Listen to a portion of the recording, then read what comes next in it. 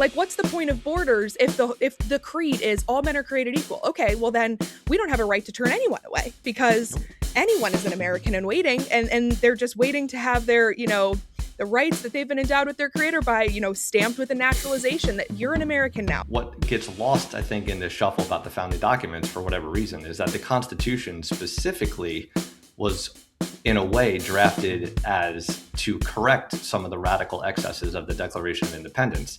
The Constitution's preamble does not talk about all men or universalism or anything where it's idealistic. It's saying this Constitution is drafted for ourselves and our posterity, meaning our people here in America, in our country. And yet that nobody touts that as we are going to lean on the Constitution. It's always the Declaration, never the Constitution's preamble. And it's glaringly obvious why.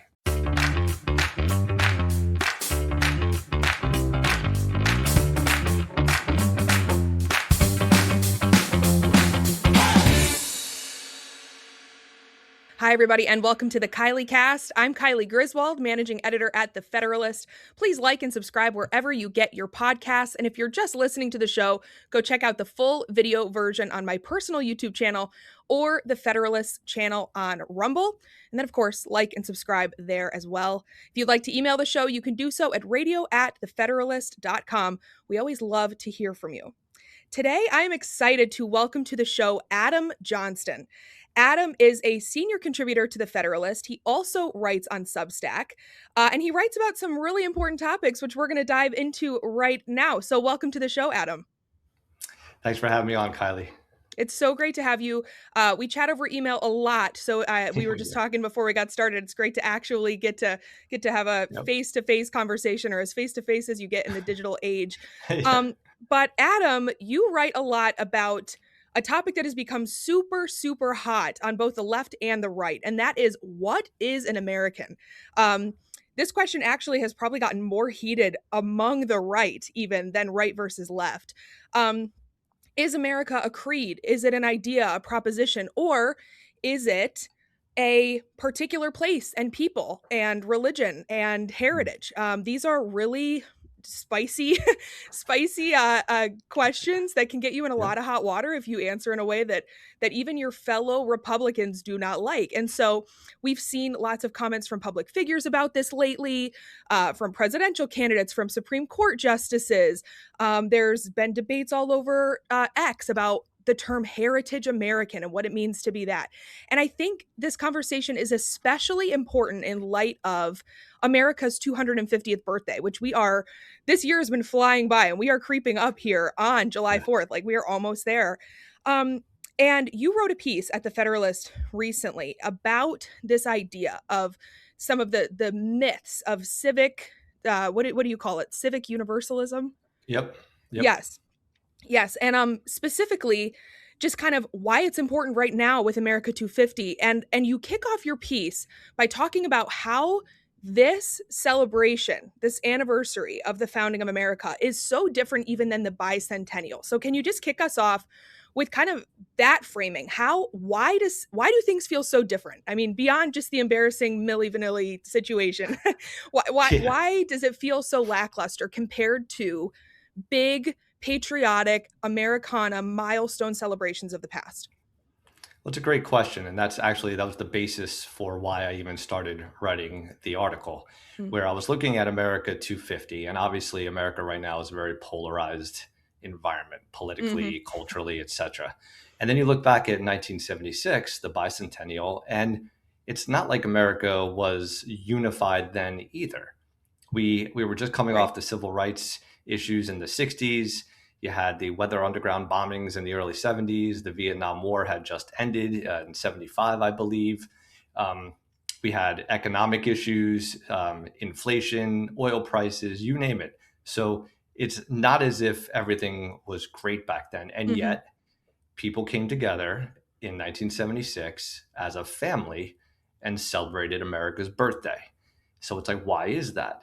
Well, what I started looking into and what I believe is that was a dividend that we reaped based upon immigration restrictions that we had starting in and around the 1920s Mm-hmm. that severely limited immigration up through the Hart-Celler Act in 1965, which essentially allowed America to form into more of a unified people. Not that we were unified, as I said, like Mm-hmm. politically, we were obviously, but it was as if we had more of a shared historical memory of what it meant to be an American.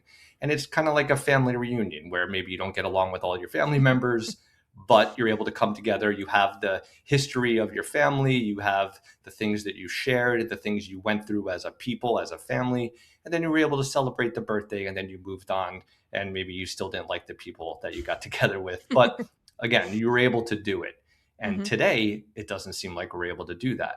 And why is that? Mm-hmm. Because I believe now we are more like a corporation that has kind of like a motto. When everybody, if people don't believe in the mission statement anymore, nobody cares. And Mm. nobody cares about the country because nobody can agree upon what the mission statement is. But they keep telling us that we're a proposition. But the proposition is up for interpretation. And everybody has a different interpretation. Nobody can agree on anything. And so nobody really feels like celebrating 250. Right, right. That's such an important point that I think sometimes gets lost in the propositional nation idea, which is that we say, oh, we're a creedal nation. But even if we were a creedal nation, that requires a set creed. It requires an agreed upon creed. And we clearly don't agree on a creed, even though we're all pointing to the same documents and, we're all pointing to the same creeds.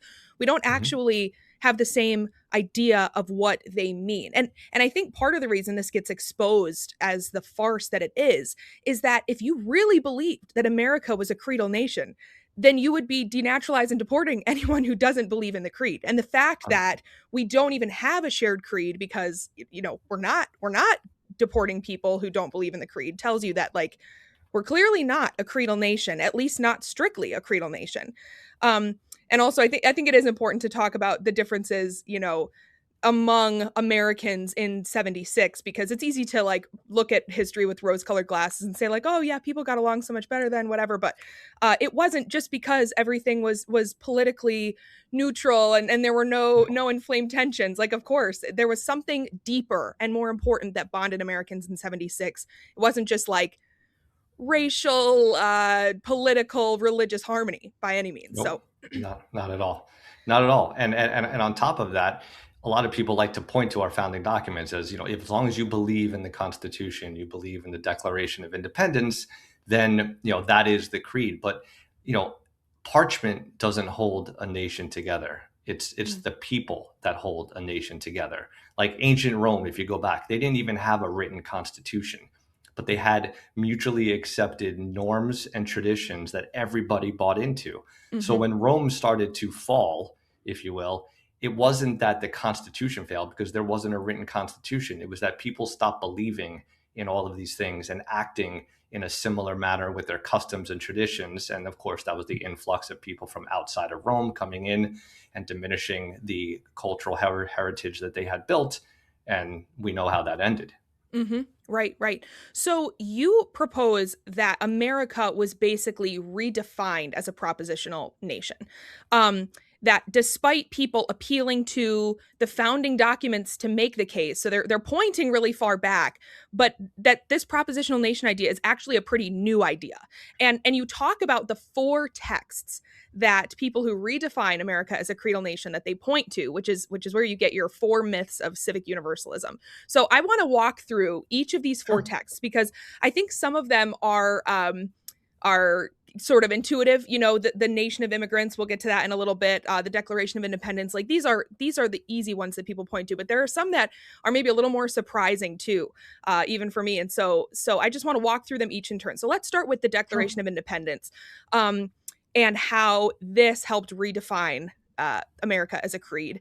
Um, and I think one quote that sort of sums up the way that people use the Declaration is from Neil Gorsuch. He did an interview with Reason magazine about a month ago, a little over a month ago, and he was talking about the Declaration and basically how America is founded on three ideas: that all men are created equal, that they have inalienable rights, and that they oh my gosh, what is his third point? Um, Life, liberty, pursuit of happiness. yes, thank you. And so this is his quote. What unites us is not a religion, it's not a race, it's a belief in those three ideals, these three ideals from the Declaration. Our nation is not founded on a religion. It is not based on a common culture, even, or heritage. It's based on those ideals. We're a creedal nation. So, Adam, take it away. Yeah. Where does Gorsuch go wrong here?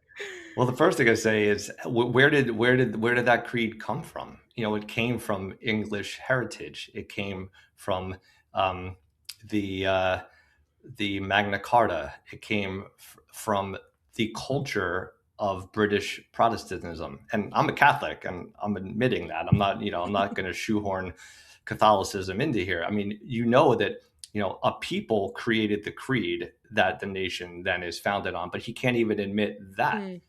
So you can't just say it's a creed without citing the people that the creed was born from.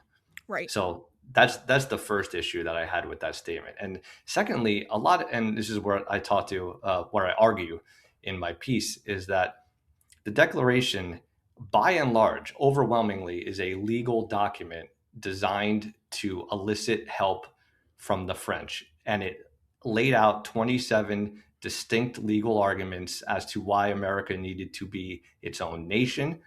And it was basically presented to the world, because there was something called the Law of Nations back then, where monarchies could not really they couldn't intervene in each other's civil wars, because they didn't obviously want, for instance, France didn't want England to get messed up in their domestic policies. So it was kind of an agreement that we weren't going to get involved in civil disputes. However, America needed French help. And so the first half of the preamble is very much Enlightenment ideals. Now, yes, Jefferson believed in those things. And a lot of the founders did. However, it's not a coincidence that they used that as the sales pitch in the beginning, because Ben Franklin took the Declaration with the 27 complaints that they had against the British Crown, and took it right to France, and basically said, "Hey, we're not having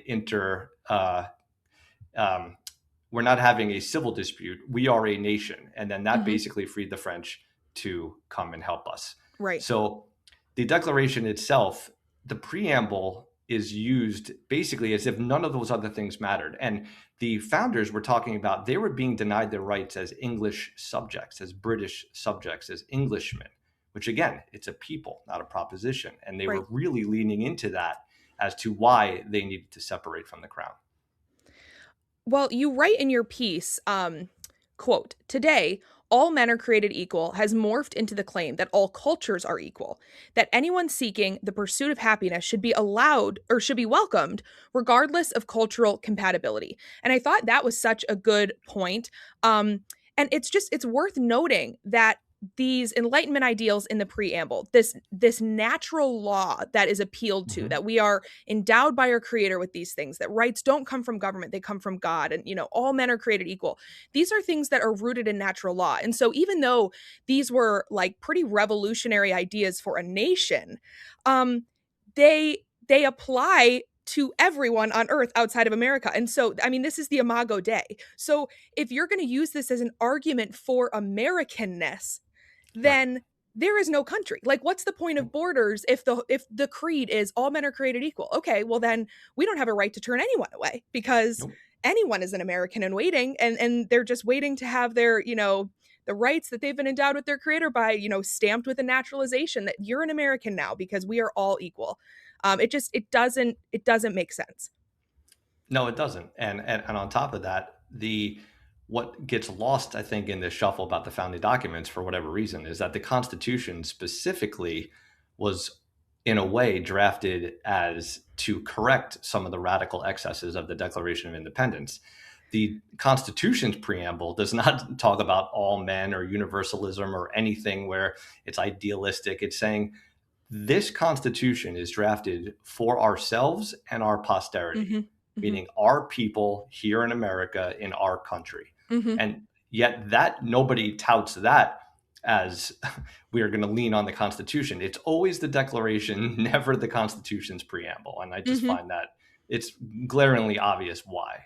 Yes, yes. I was going to ask you about that next because you're right. What gets lost is that the Constitution of 1787 was effectively a counter-revolution to the radical excesses of 1776. And if you look at the preamble to the Constitution, it is such exclusionary language, like Yeah. we the people of the United States to form a more perfect union, like we do Yeah. these things for ourselves and our posterity. And of course, like it goes back to, it appeals to, it's rooted in the natural law concepts that you see in the Declaration. But it's like, no, this is the country. Like, Yeah. and it's funny because when Neil Gorsuch talks about these documents, he talks about the Declaration, like the Constitution as being the legal outworking of the Declaration. And it's like, that is true, but then how do you not see the limiting factors in the Constitution? You know, it Yeah. just, it doesn't make sense to me. No, it doesn't. No, it doesn't. So let's move on to the next document that you cite, or the next text, Yep. because this one was the most surprising to me, and maybe it shouldn't have been. I think it just probably goes to my like poor civics history education. But that is Lincoln's Gettysburg Address, because I think we tend to think of Lincoln and the Gettysburg Address as just like there was no flaws here. Like this was great. And so like let's talk through how this text is used to redefine Americanness. Walk us through the Gettysburg Address. Well, this one's a little bit of a spicy one, but the the yes, the general gist of this is that the Lincoln was faced with an issue after Gettysburg, and that we had a Northern Army that was 25% immigrant, foreign born. And if you expanded it to immigrant stock, you were looking at nearly 43% of the Northern Army was immigrant stock. You couldn't necessarily appeal to the Constitution. You couldn't necessarily holding a union together of people that really didn't have a connection to the Union as it existed. And that was the stated premise of the Civil War. Now we understand that slavery was evil, and we understand that it was about, eventually freeing the slaves, which was a good thing. However, at the time, which is what I cite here, the Northern Army, which was very overwhelmingly immigrant or foreign born, was fighting a Southern Army that was overwhelmingly native born, which was 95% native born. So Lincoln had a tactic to also bring in the Declaration of Independence, saying that the nation was founded on the proposition, which was a big deal, and that all men were created equal. And we wanted to essentially say that this is why we are fighting. This is why we're here on this hollow ground at Gettysburg. And this isn't my criticism. At the time, there were newspapers, both here in the United States and in London, that criticized Lincoln for actually shoehorning this reason for the Civil War, when in reality, the whole purpose initially of the Civil War was to keep the Union together and to defend the Constitution. And they heavily criticized him for that, saying that it was actually, it didn't, it was an injustice to the people that fought and died there, that because this is not why they were fighting. So were these arguments that Lincoln was making, were they wrong? Or have they just been taken to excess now? I mean, obviously he was making a tactical argument there. But like, was what he was arguing completely wrong? Or was this kind of a both and? Like, can we be a creedal nation and a particular people? But we've just taken it to excess. I think it's more that. I think it's a matter of, as we kind of touched on in the beginning, right? To have a creed, you have to have if you want a creedal nation to work, you have to have a people that can believe in the creed. And those people need to have shared historical memory. And I believe, so it's that you can have a creedal nation, but it's not just a creedal nation. You have to have a heritage. You have to have a national memory. You have to have traditions and customs that the far majority of the people believe in. And then a part of that customs and traditions can be a creed. And what is that creed based on? Based upon your heritage, based upon your culture. And it's all kind of interwoven in there.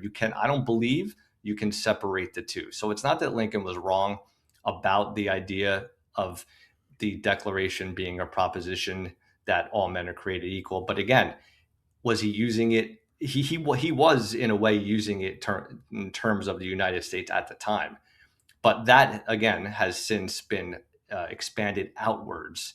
Lincoln's words were expanded outwards and then subsequently used to basically once again open up America to a lot of immigration. So I think Right. just like the Declaration was not necessarily wrong and Lincoln's Gettysburg Address was not necessarily wrong, it's how, as we get into the more modern times that we're living in, these are weaponized, if you will, to allow for what we've been experiencing today. Right, right. Okay, so let's talk about the other texts that are weaponized. Statue of Liberty. That's the next one you bring up. This is another classic one that people cite. Give me you're tired, you're hungry, yada yada. Explain explain how this one is used to redefine and even the timeline of how this inscription was applied because it wasn't original. No, no. So basically, in the late 1800s, it was, I don't have it right in front of me, but in the late 1800s, this was a gift from France to the United Mhm. States to celebrate the Franco-American relationship. It was commemorating the 100th birthday of the United States, and the Statue of Liberty was given essentially for that reason. Then the poem itself was affixed to the statue, and it wasn't even like prominently placed. Basically, I think around 1903 or something like that, where it was put in the pedestal. But really, again, the statue itself had nothing or very little to do with immigration. Mm. And then, of course, it became a symbol as people kept coming in and passing the statue at Ellis Island. But in general, the poem, the New Colossus poem, Give Me You're Tired, You're Poor, that was basically in the pedestal, but not really prominent. And then in the Mhm. 1930s, after immigration restriction kind of took hold in the 20s, you had a lot of immigration activists that wanted to basically turn, because you need a symbol for your mission. And the Statue of Liberty looked like a very good symbol, especially in its relation to Ellis Island, Mhm. where you could turn the Statue of Liberty into a symbol for immigration. The poem itself got moved to a more prominent location. The people of Ellis Island, that was, I guess, running that or running the Statue of Liberty, agreed, put it prominently, and now we have forged the Statue of Liberty with the open invitation for to be basically the world's shelter. Mhm, mhm, and I think people take it to such a degree, we talk about not all cultures are compatible with being an American either, and, some of the poorest cultures, I would say, tend to be some of the least compatible. You have a lot of, like, third world countries, where their culture is so incompatible with what American cultural identity is, and I think even an inscription like this, like, "Give me you're tired, you're poor, you're hungry," it's like almost like an invitation to bring the least compatible cultures and to make them American without assimilating anyone. Um, Right. and yeah, I think that one gets weaponized a lot. Yes, it does, and Yeah. it makes it seem like you're not allowed to, for lack of a better term, discriminate Mhm. or to cherry pick who you want to bring in. It has to be, it has to be this category: tired, poor, the refuse of the world. Like this is what we're all about. When most countries, if you were a sane country, would cherry pick who you want to come into your Mhm. country, and it would benefit the country. It would not be just whoever is the most downtrodden. Right, right. But Adam, we are a nation of immigrants, which Mm, gets to our next point. I've heard Um, that. JFK's nation of immigrants idea. This is the fourth myth. Explain this is so often cited. I hear nation of immigrants. I mean, this like turn on CNN for 5 minutes and you'll hear we're a nation of immigrants. Look at any piece from the corporate media. Like this is just regurgitated ad nauseum. Um, Talk us through where this idea came from and, why it's so wrong. Well, first we have to go back a little bit before JFK's book, A Nation of Immigrants, and we have to go back to the 1920s. And in the 1920s, prominent American politicians such as Theodore Roosevelt and Calvin Coolidge believed that due to the immigration that we experienced prior to the 1920s and the late 1800s, things were getting to the point where America was losing its sense of self. Theodore Roosevelt railed against hyphenated Americanism. Calvin Coolidge, in signing the immigration restrictions, said we need to keep America American.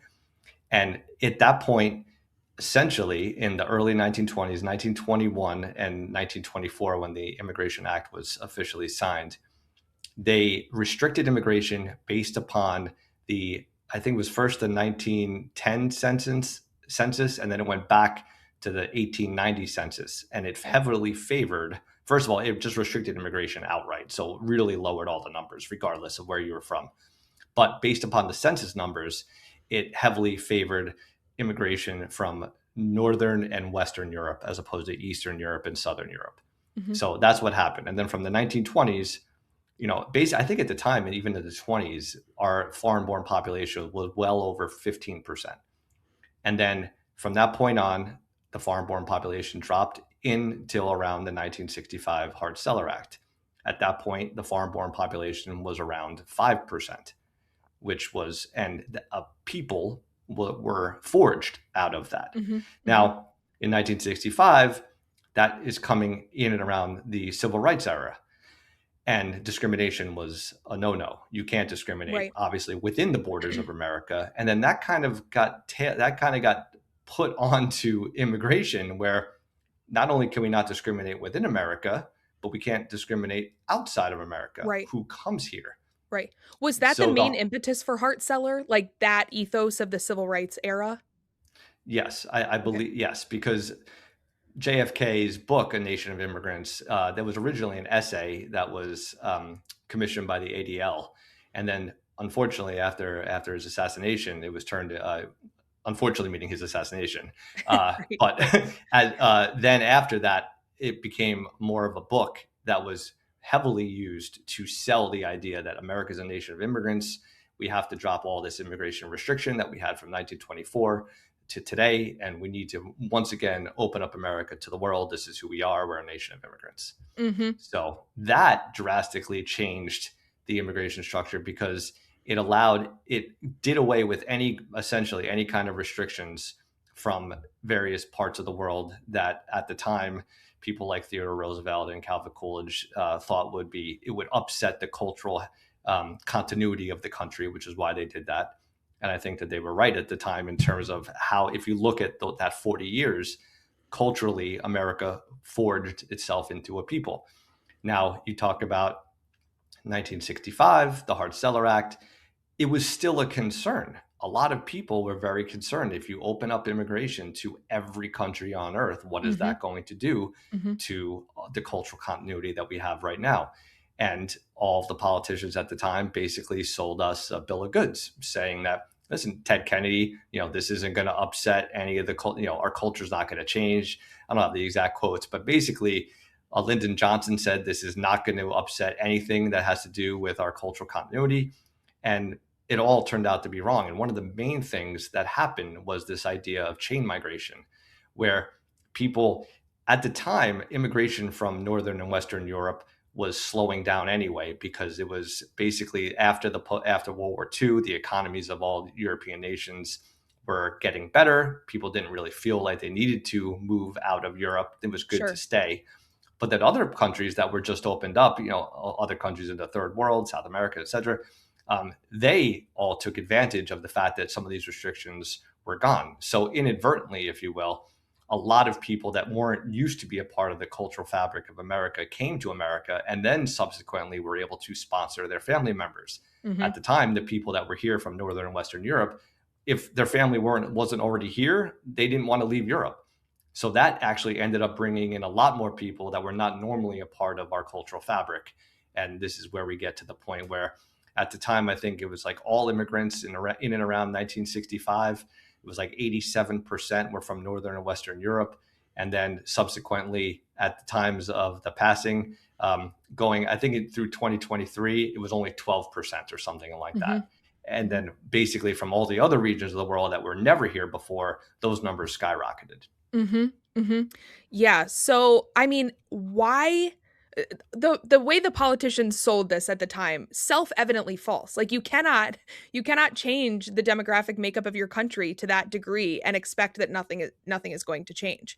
As these numbers start tipping, and we get higher and higher percentages of people from cultures that are less compatible with America making up, the quote unquote American identity.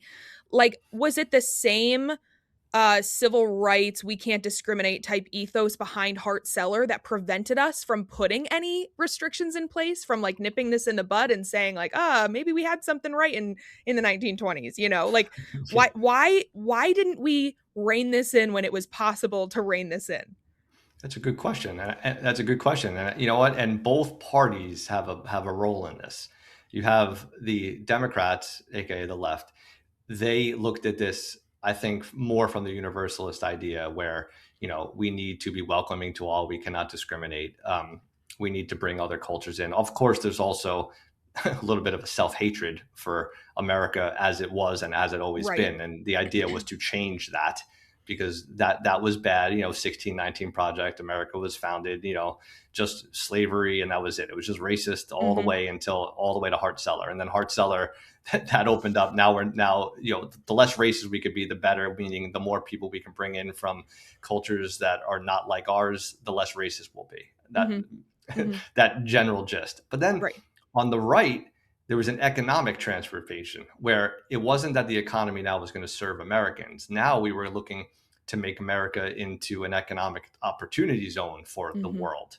And it didn't matter, again, to them, the people that were pushing this, it didn't matter where the cultures were coming from. All that mattered was you can get the cheapest labor possible to increase the GDP, and that will make America better. So on the one side, you had, we need to make America less racist and more diverse. On the other side, you had, we need to make America more economically prosperous.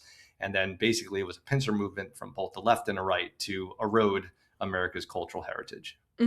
Right. And on the Democrat side, you of course also have the electoral politics where you are going to lose elections unless you can change the demography. And people also don't understand, like, this also gets to congressional apportionment, because it's not just Yep. about who can vote, it's about Yep. how many bodies you have, Yep. which favors Democrats, which is why you have sanctuary cities, welcome all of the people into the blue areas so that we can get as many bodies as possible, so they're counted in the census, so then we can have more congressional seats. Like, it's all a game. And but part of it obviously is self-hatred, and we can't be racist, we can't discriminate against these Somalians, but part of it is clearly also bodies and demographic transformation and Oh yeah. electoral politics. They're playing the long game. They know what they're doing. This is not a mistake. It's not an accident. The open borders of the Biden administration was an absolute feature, not a bug, as far as Democrats are concerned.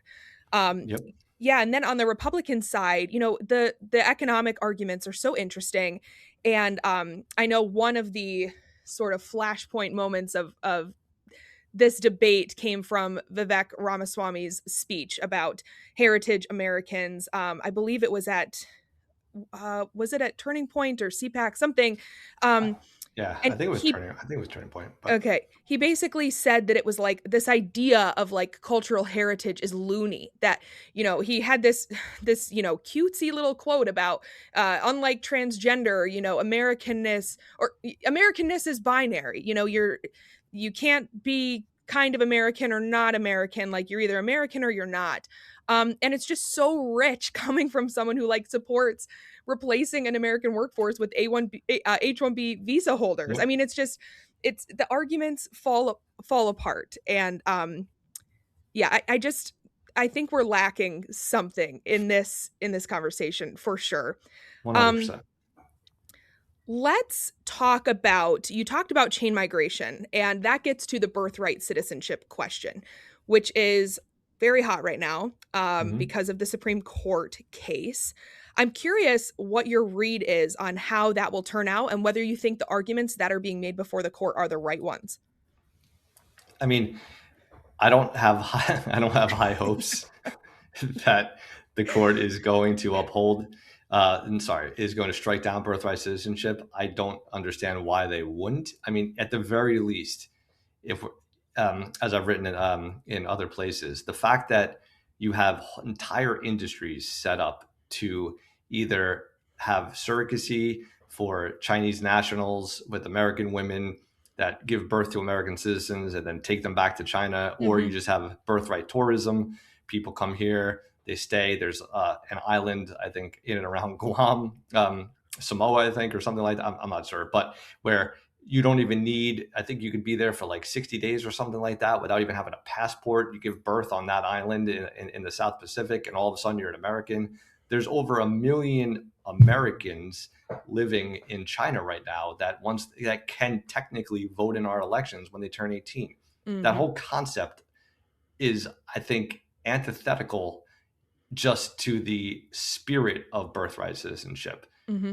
In terms of, if you want to go back to the Civil War and the 14th Amendment and all that stuff, I mean, that's fine. Like, make those arguments. But the idea that America is essentially somebody that has jurisdiction, two parents or one or a mother, is a citizen of another country, purposely comes here, gives birth, and that is now an American citizen, to the point where now, once they're old enough, they can come here and then sponsor their entire family via chain migration.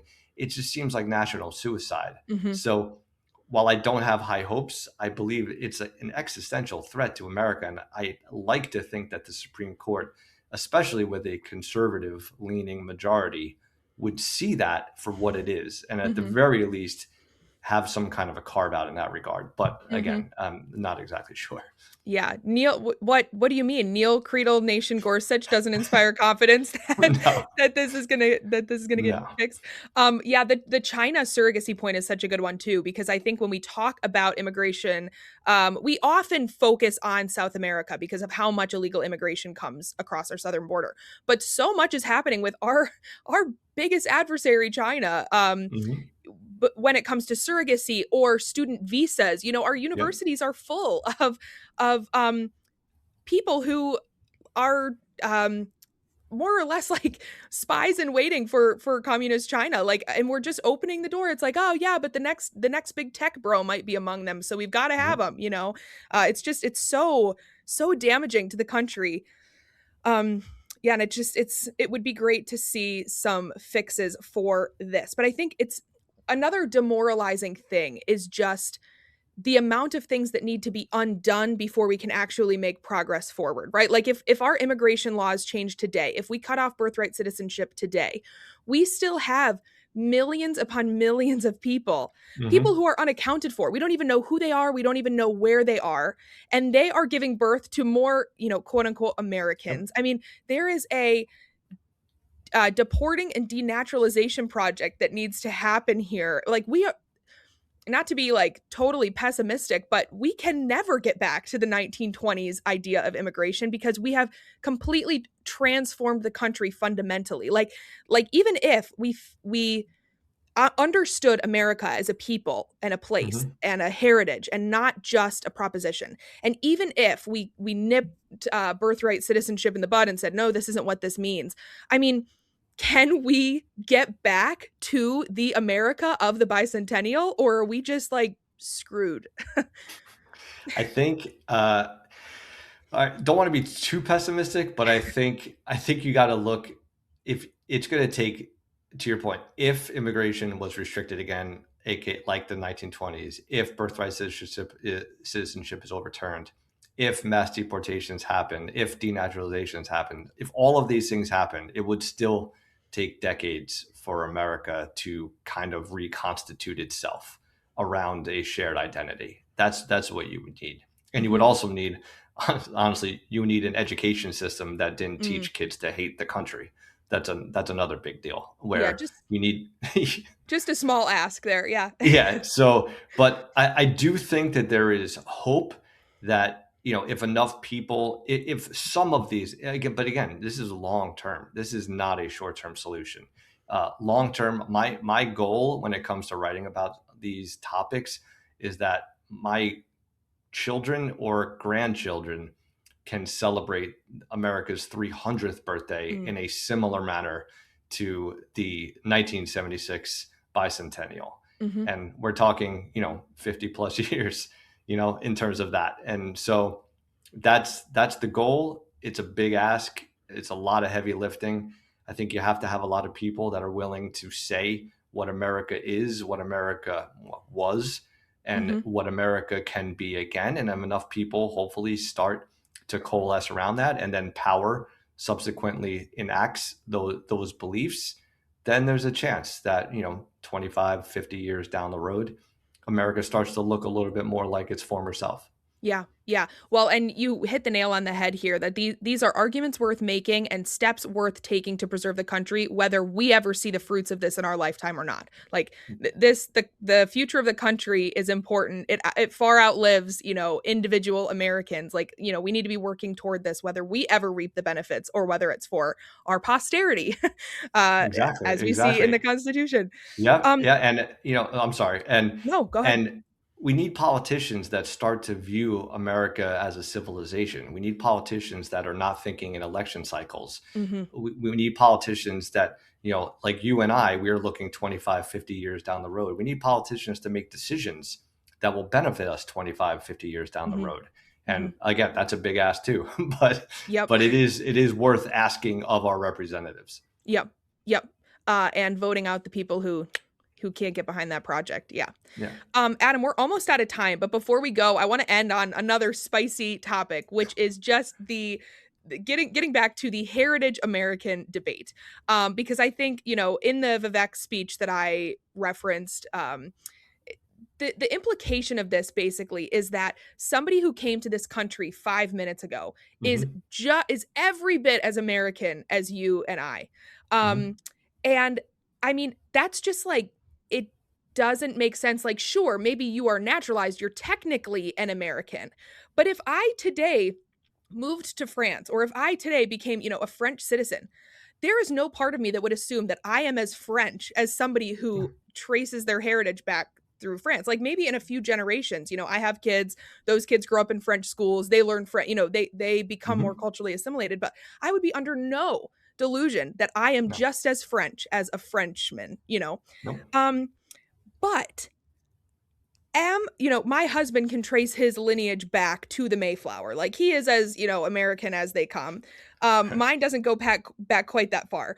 So, am I less American than my Mayflower husband? And at the end of the day, what is the point of the heritage American debate? Like, is it to split hairs over who's been here longer than somebody else? Or like, because I think that's how it gets strawmanned. But what is the Mhm. point of the heritage American debate?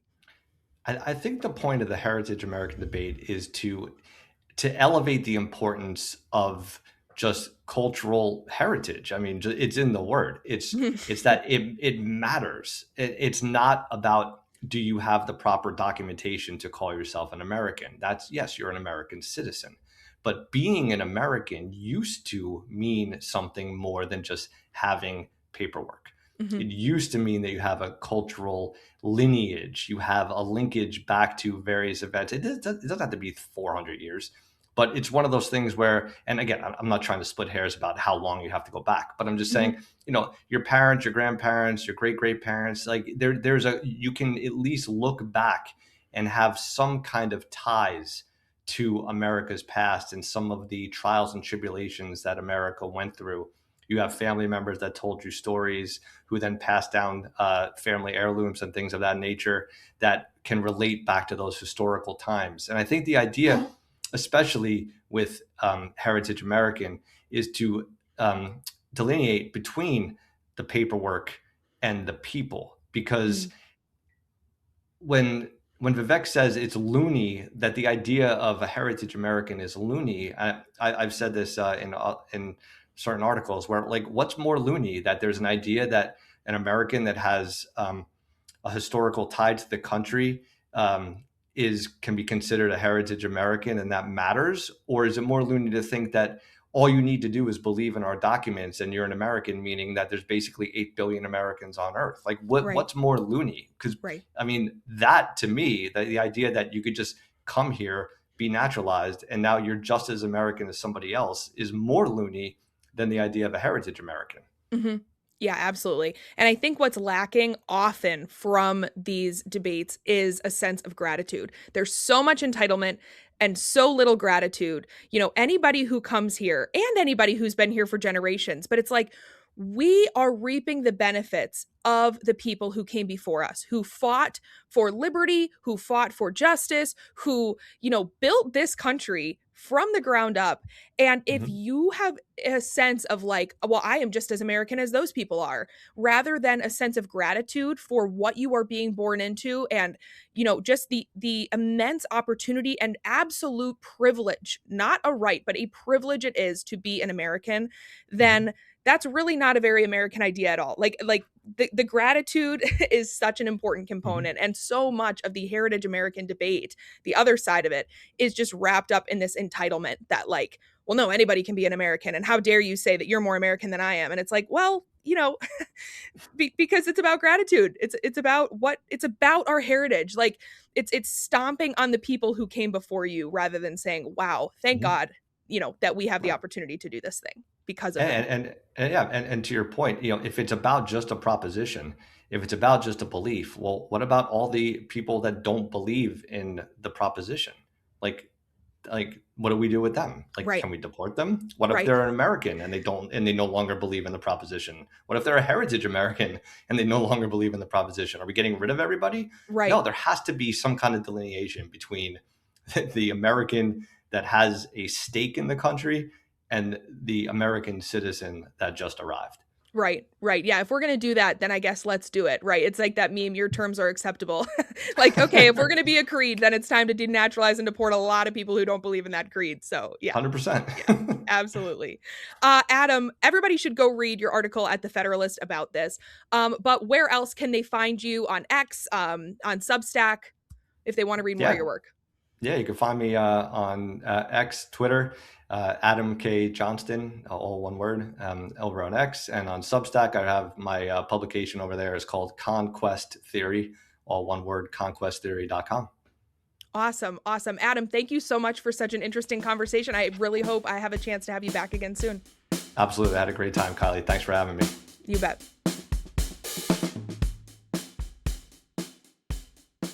Thank you so much for tuning into this week's episode of the Kylee Cast. If you haven't done so already, please like and subscribe wherever you get your podcasts. We have a channel just for the Kylee Cast on Spotify and Apple Podcasts.